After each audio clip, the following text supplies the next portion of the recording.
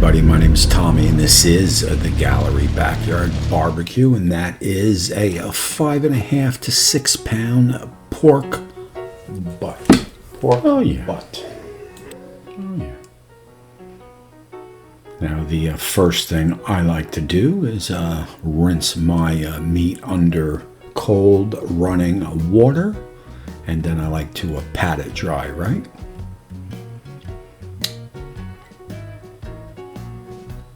For no other reason but just to clean the meat, that's all. Also, now what I like to do is I inspect the meat and see one piece of fat cap that I think is a little too thick, so I'll snap that off with a quick slice, right? Yeah, quick slice. That's a quick slice. He said quick slice. Alrighty, and also some people do score the fat cap on a small cut like this. I'm not going to do that. What I am going to do is use my Bob's all-purpose seasoning rub, and I will rub all sides of the meat very generously, and also any crevice, of course, right? This is a big outer surface of meat, so you do want to be generous with your rub. And notice one gloved hand handles the meat, while the other handles the rub, right? So, alrighty, and from there, what I like to do is use some paprika to help in the color of the meat when it's done, right? Now look, you can use any and any, when I mean any and any of your favorite rubs would be perfect for this cut of meat, right? Of course. I got my Rec Tech at a 235, which I will run it to 235 for approximately 2 hours. At that point, I will check it and lower the temperature to 225, right? Now you can run it 225 right out the box. I had some company coming, so I just wanted to speed the process up. And I will be running 2 temperature gauges inside the meat just because I want to use 2 and for no other reason, right? And here we are 2 hours in. I'm going to give it a nice spritz. I'm going to check the color. I'm going to look for any burn marks if I have to rotate the meat. At this point, I'll also drop the temperature down to 225, right? And I'd say everything is looking pretty good. I'll spritz it every half hour or so. I'm not going to show you all that, but that's basically what I do on a cut of meat like this. And for a side for a pork butt, you definitely want some slaw. And this is a basic slaw with some sugar. He said sugar. Right? Sugar. I got sugar. Oh, sugar. Some distilled white vinegar, of course. And some Hellmann's Real mayonnaise. Now, I like a mayonnaise coleslaw. Some people like more of a vinegar-based coleslaw. So adjust to your favorite. Adjust to your favorite. So less mayonnaise is a more vinegar, right? A little less vinegar and more mayonnaise. I like the more mayonnaise. Of course, so do I. I love mayonnaise. And from there, you want to put some fresh cracked black pepper. You can also use white pepper. Oh yeah, fresh cracked black pepper. And of course, a little salt, right? A little salt.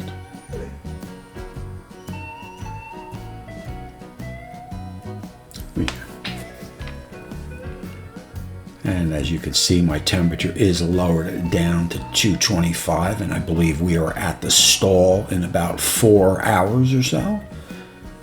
Okay, so at this point, what I'm going to do, and that stall is 160 degrees, right? Now, it's not so much the temperature, but the stall, right? So if you're climbing at 163 and she stalls for a half hour or so, and the temperature doesn't move at maybe an hour, then you're in the stall, right? Now, you can put any liquid you want. I'm using a little Worcestershire sauce. A little soy sauce. Soy sauce. Soy sauce. And my favorite, a little Hussein sauce. Little Hussein sauce. And again, you can use anything, any type of liquid broths that you want to use in there. It just helps the steaming process. I'll also squirt some of my rub, which is basically apple juice, right? You want to get a nice seal, so 2 pieces of tin foil. Wrap it, take that slit and turn it so you get a nice seal, right? You want to wrap that bad boy tight. Now on my pork butt, I use a tin foil all the time. On my brisket, I usually use peach paper.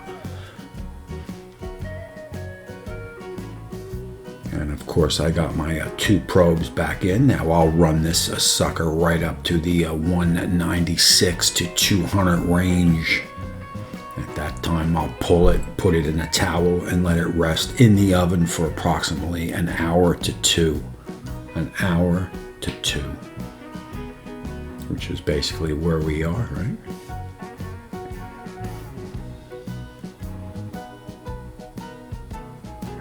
That'll get wrapped, that'll go in my oven, tick tock, 2 hours down, and we are done. Oh yeah, oh yeah.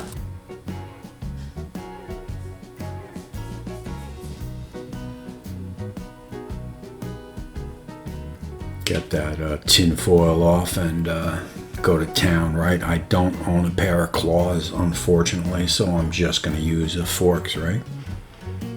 And of course my hands.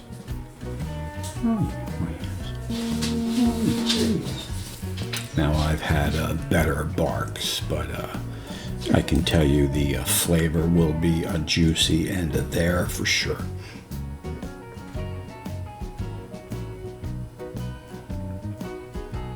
And of course the bone comes out clean, right? And basically what you want to do here is just rip that bad boy apart. I'll start with forks and finish with my hand.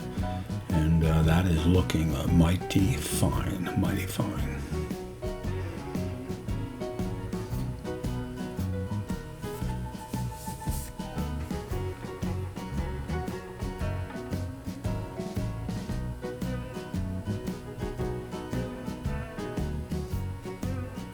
It's amazing how hot these things stay wrapped up in a towel, right, in the cooler or a stove.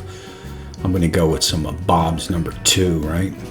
This is a barbecue dipping sauce. It's a little looser, which would be perfect for this dish.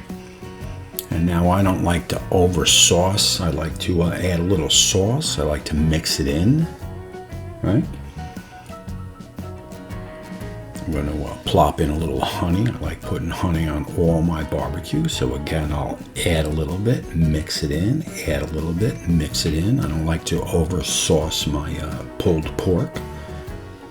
If somebody wants more sauce on, they can add it to the bread, right? Remember, in cooking, you can always add but never take out, right? Ooh. Wow, that's some good stuff. Oh, yeah.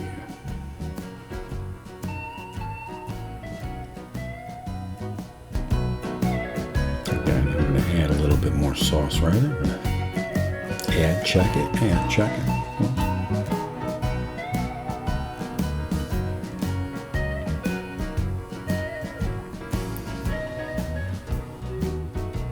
Right, as we check it out, that is a nice looking smoke ring. Listen, I want to thank my subscribers, new and old. Please leave a thumbs up, a thumbs down. Don't forget to comment. It's all good. And we shall see you soon.